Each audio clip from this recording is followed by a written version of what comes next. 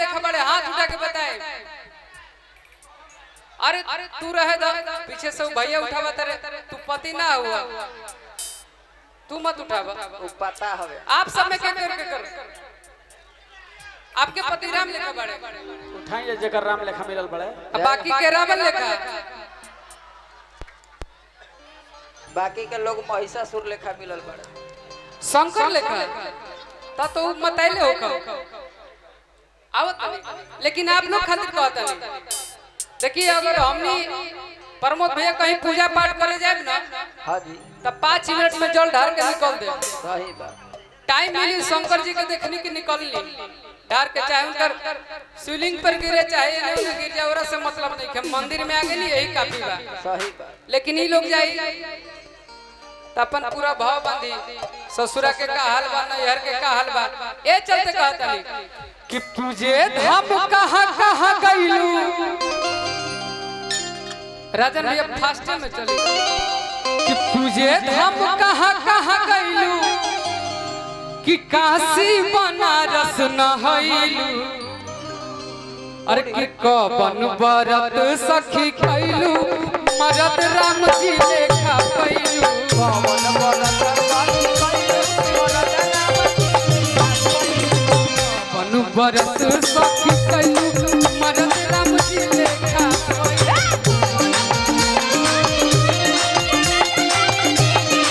अब बताएं कवन ऐसा बरत कनी कि मरद राम जी लेखा पैनी केहू के मरद बा राम लेखा। अच्छा तोहनी बतावा केकर पत्नी सीता लेखा बाड़ी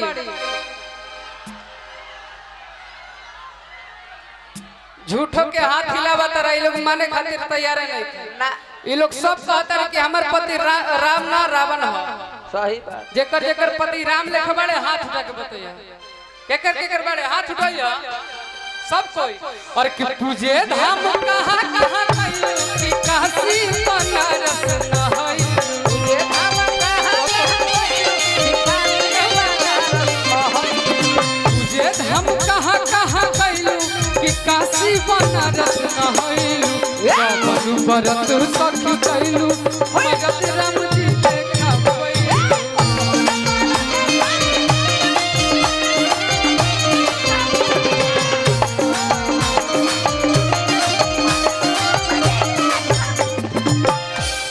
देखो यही चलते हम कहीं भी कहिला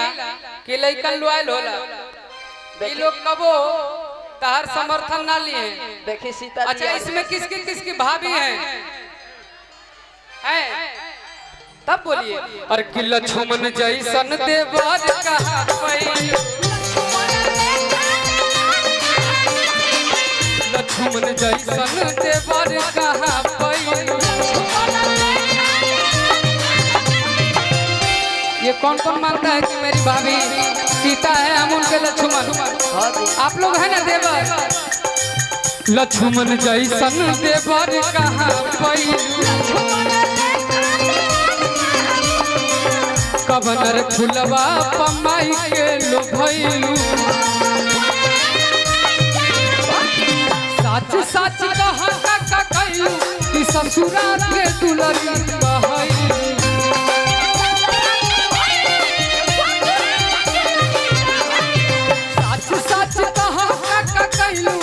ससुरा के दुलरी आप लोग सही में एकदम कह जा ना तो तू पति लेखा बाड़ू और ना सास के मानेलू ठीक बा पति के ना मानेलू हम जानीला हाँ जी रोज झगड़ा झंझट होला हाँ हाँ हमार शादी ना भइल है प्रमोद भैया पुरस्कार भेजनी है हमार शादी ना भइल है लेकिन हमके अनुभव बात थोड़ा हम घर में देखिला चाचा चाची के माई बाबूजी के आप लोग मानी के अपन सास के मानेला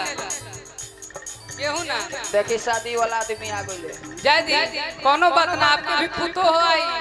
जल्दी आई सच कहा का कहलू कि ससुरा के दुलरी कहलू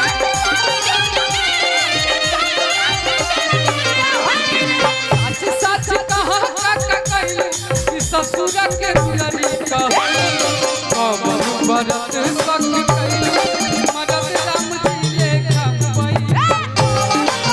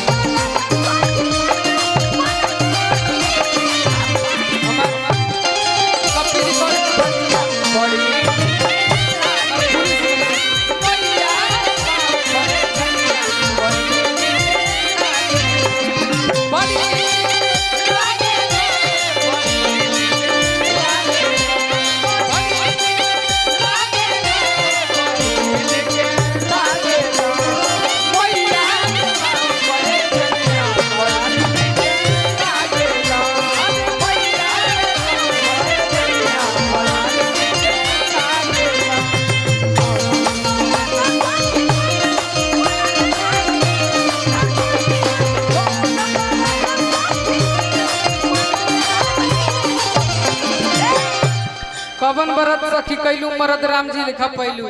तू लोग कुछ ना बोलबा हम मजाक के देख लेनी हाँ आयो देख लेनी हमारे एमपी चाचा हमारे प्रमोद भैया हाँ हाँ दुर्गा पूजा के शुभ अवसर पे इतना शांति से हाँ जी इतना बढ़िया कार्यक्रम आप लोग इतना स्थिर से बैठल बने लेकिन हमारे भाई भाई ये लोग तो हालत करिए दी ये लोग खातिर हमें को गाना गाने रही कि रंगधारी मिलल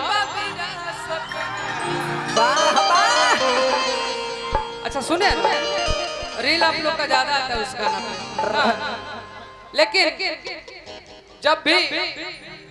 हमने जितना नौजवान बानी हाँ जी अगर बॉर्डर पे जरूरत पड़ी कि हमने के जाए पड़ी